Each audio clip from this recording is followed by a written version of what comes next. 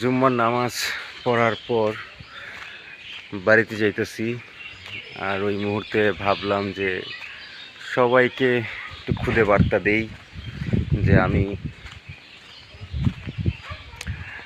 আমার গ্রামের মসজিদে জুম্মার নামাজ আদায় করার পর এখন বাড়ির উদ্দেশ্যে রওনা দিতেছি। তো সবাই আজকে শুক্রবার, আল্লাহ যেন সবাইকে মাফ করে দেয়। এই শুক্রবারের উসিলায় আজকে বিশেষ একটা দিন। আমরা যারা গরিব মানুষ আছি আমাদের জন্য হজের দিন, হজের সমতুল্য। তো প্রত্যেকে আমার জন্য দোয়া করবেন, আমিও সবার জন্য দোয়া করি। সবাইকে আল্লাহ সুস্থতা দান করুক, নেক হায়াত দান করুক, সবাইকে উত্তম রিজিকের ফায়সালা করে দিক। তো আজকে মনটা একটু ফ্রেশই ভালো।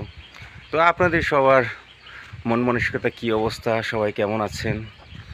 তো কে কোথায় থেকে আসলে নামাজ পড়লেন? আমি আমার নিজ গ্রাম থেকেই নামাজটা পড়লাম।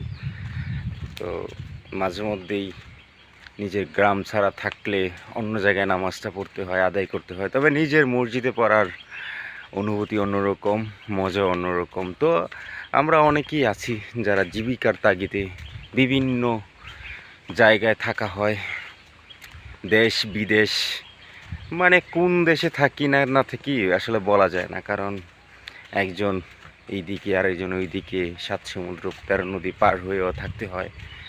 তো যাই হোক, তো কে কোন জায়গা থেকে নামাজ পড়লেন, সবার জুম্মাবারের ছবি কমেন্ট বক্সে দিয়ে যায়েন, সময় থাকলে দেখব নে কার কী অবস্থা। সবাই ভালো থাকবেন, সুস্থ থাকবেন। আসসালামু আলাইকুম।